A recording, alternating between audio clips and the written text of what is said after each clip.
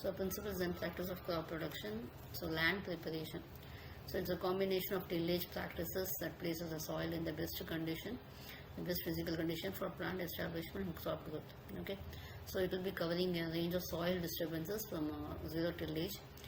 Zero tillage, you will have it as a minimize of soil disturbance to the totally puddled soil, so which will be actually destroying the soil structure. It will be from 0 to 100% like that. Okay, so the land preparations you will have is a combination of tillage practices only. So depending upon the plant and everything else, you will have to do it. Aims will be, the aim is to lose the soil to facilitate the penetration, improve the aeration, increase infiltration, reduce evaporation, destroy the control weeds, and incorporate crop residues, etc. So, and we'll have to prepare the site for seeds and seedlings, isn't it? So repair the soil compaction. So we have to decrease the pit or crop size, and next one is we have to reduce the wind and water erosion by leaving a rough surface, and we'll have to stimulate the microbial activity. So many tillage activities, okay, primary tillage, secondary tillage, seedbed preparation, inter-tillage, like that we have different tillage types of tillage. So primary tillage is very aggressive one.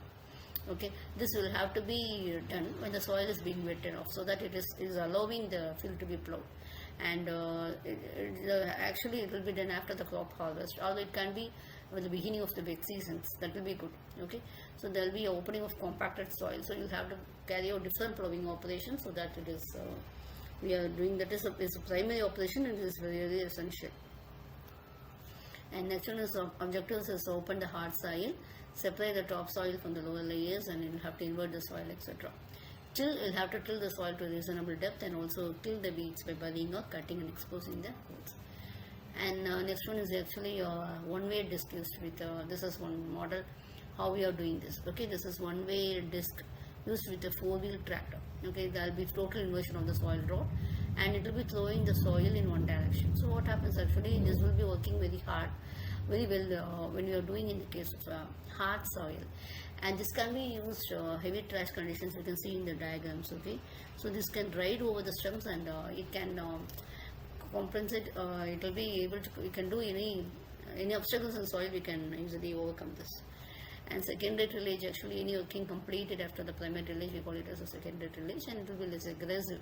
And compared with the primary tillage, it will be less aggressive because already the basic operations will be carried out. So it will be doing is leveling, disking, and harrowing is being done. And secondary tillage implements, we have it as a disc harrow, change cultivator, rotary cultivator, inch-row cultivator, like these operations. Okay, these are one models. So disc cultivator, you can see. This cultivator actually is used in dry fields and upland situations, etc.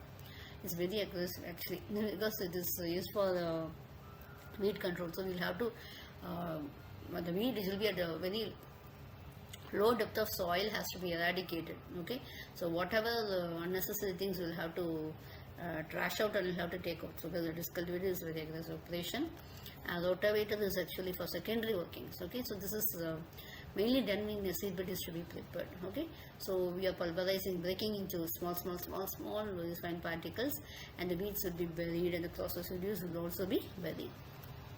And next one is upland tillage, and this is actually non-puddled soils. We do upland tillage. Okay, so very, very dry soils, so that will be very difficult for tilling. Okay, and actually with clay soils also, you'll have a large clouds and everything else, so there will be no freestanding water to be dry actually. So this is either it can be too dry or it can be very wet. Somehow it is also somewhat, it will be very difficult. You will have hot pans, etc. So those conditions only you will go for this upland tillage, and water erosion can also be a problem. And next one is inter-tillage. Actually this is after you are cultivating. So gather of the standing crop you are having after the sowing and prior to the harvesting.